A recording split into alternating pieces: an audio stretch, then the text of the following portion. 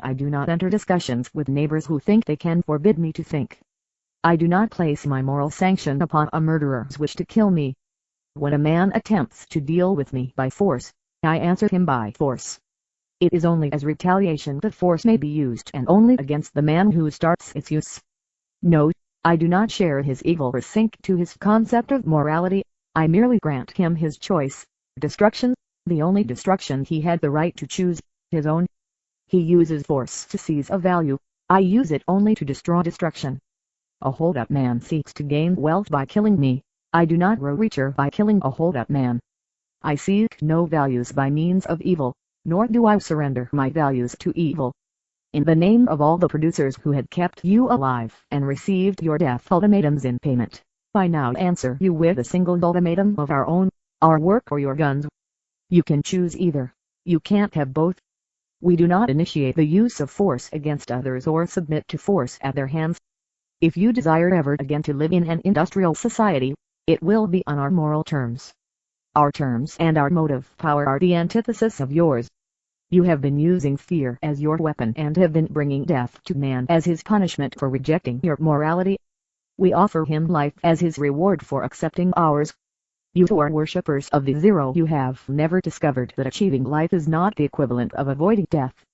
Joy is not the absence of pain, intelligence is not the absence of stupidity, light is not the absence of darkness, an entity is not the absence of a non-entity.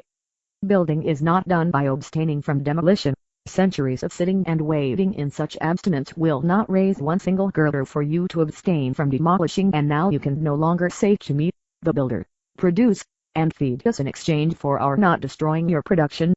I am answering in the name of all your victims, perish with hand in your own void. Existence is not a negation of negatives.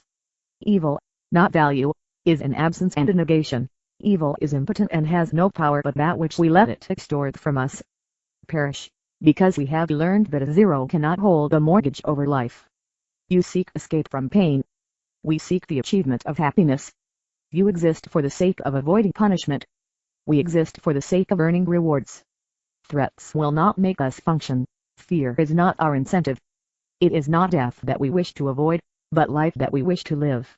You, who have lost the concept of a difference, you who claim that fear and joy are incentives of equal power and secretly add that fear is the more practical, you do not wish to live, and only fear of death still holds you to the existence you have damned. You dart in panic through the trap of your days, looking for the exit you have closed, running from a pursuer you dare not name to a terror you dare not acknowledge, and the greater your terror the greater your dread of the only act that could save you, thinking. The purpose of your struggle is not to know, not to grasp or name or hear the thing.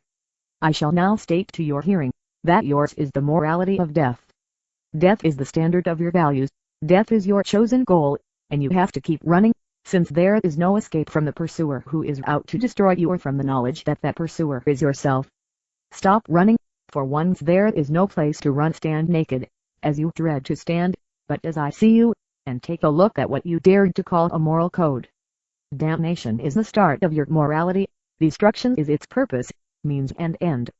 Your code begins by damning man as evil, then demands that he practice a good which it defines as impossible for him to practice. It demands, as his first proof of virtue, that he accept his own depravity without proof. It demands that he start, not with a standard of value, but with a standard of evil, which is himself, by means of which he is then to define the good. The good is that which he is not. It does not matter who then becomes the profiteer on his renounced glory and tormented soul, a mystic god with some incomprehensible design, or any passer-by whose rotting sores are held as some inexplicable claim upon him. It does not matter.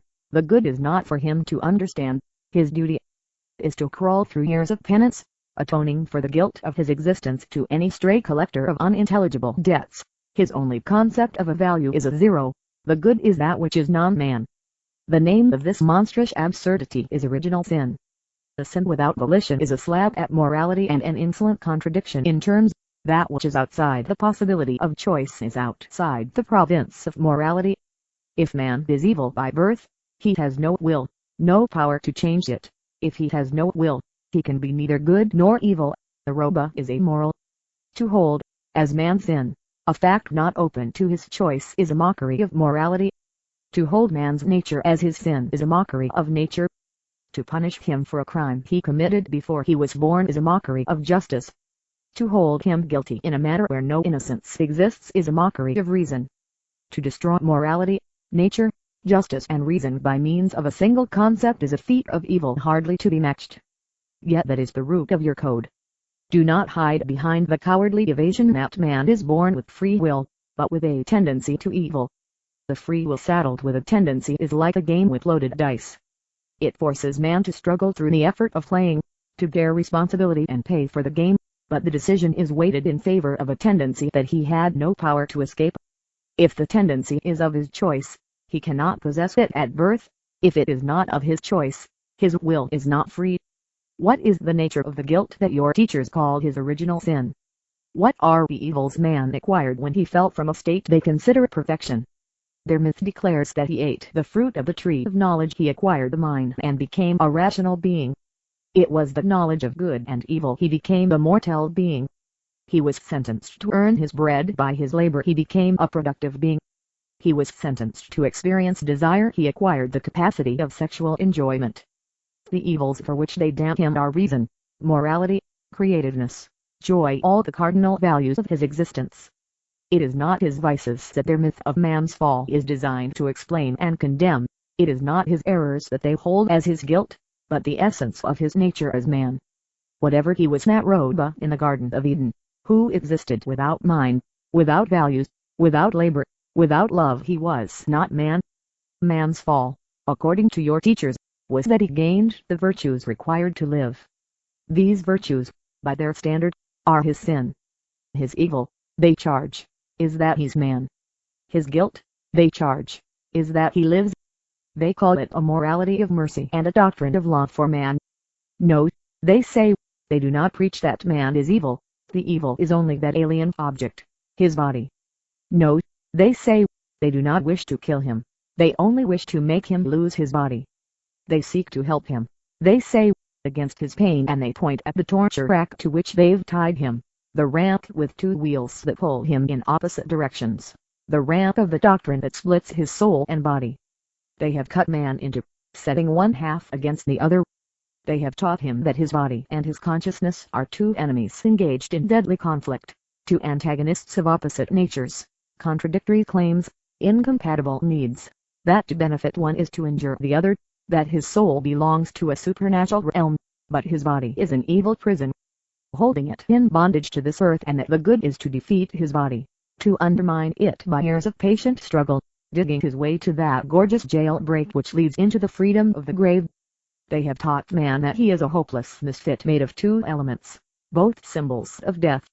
The body without a soul is a corpse, the soul without a body is a ghost, yet such is their image of man's nature, the battleground of a struggle between the corpse and a ghost, a corpse endowed with some evil volition of its own and a ghost endowed with the knowledge that everything known to man is non-existent, that only the unknowable exists.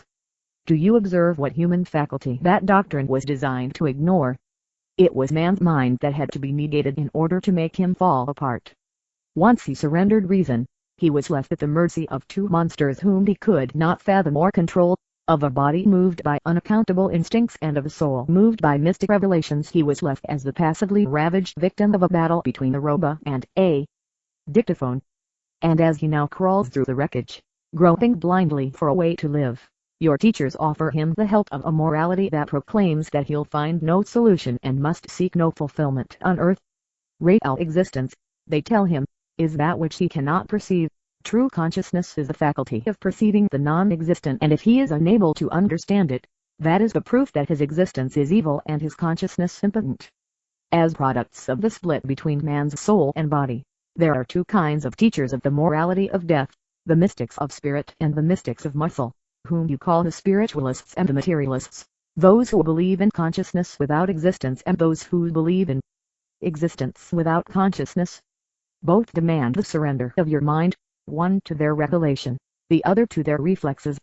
No matter how loudly they posture in the roles of irreconcilable antagonists, their moral codes are alike, and so are their aims, in matter the enslavement of man's body, in spirit the destruction of his mind.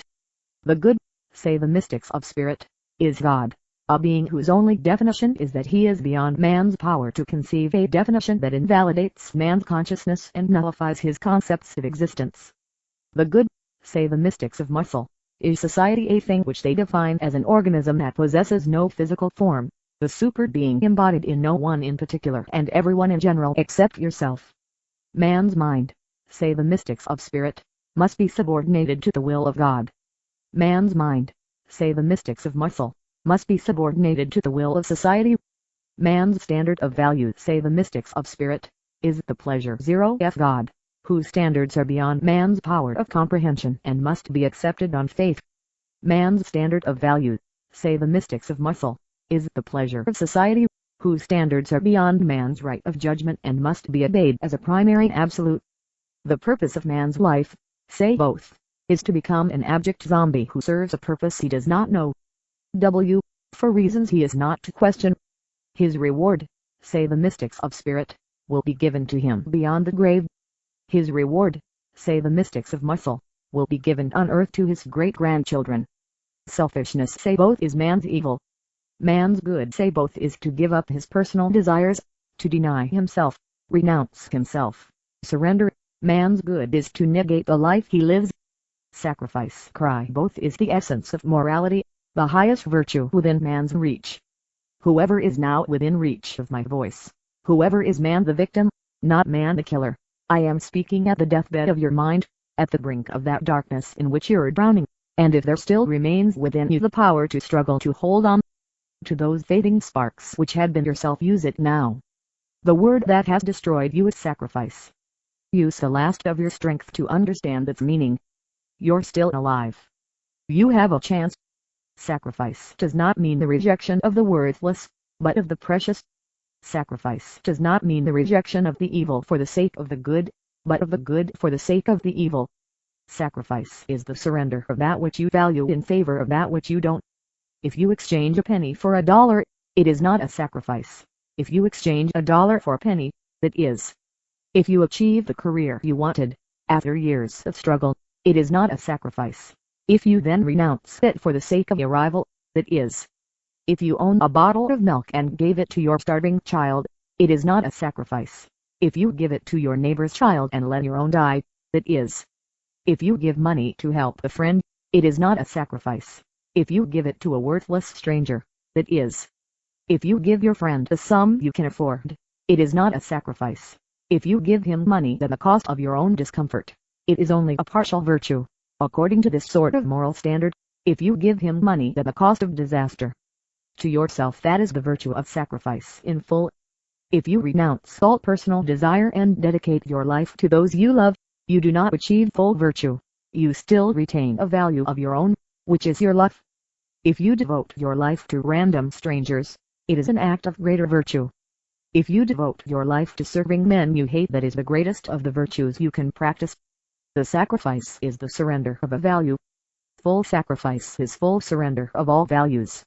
If you wish to achieve full virtue, you must seek no gratitude in return for your sacrifice, no praise, no love, no admiration, no self-esteem, not even the pride of being virtuous. The faintest trace of any gain dilutes your virtue. If you pursue a course of action that does not taint your life by any joy, that brings you no value in matter, no value in spirit, no gain, no profit, no reward. If you achieve this state of total zero, you have achieved the ideal of moral perfection. You are told that moral perfection is impossible to man, and, by this standard, it is. You cannot achieve it so long as you live, but the value of your life and of your person is gauged by how closely you succeed in approaching that ideal zero, which is death. If you start, however, as a passionless blank, as a vegetable seeking to be eaten, with no values to reject and no wishes to renounce, you will not win the crown of sacrifice. It is not a sacrifice to renounce the unwanted. It is not a sacrifice. It is not a sacrifice to give your life for others.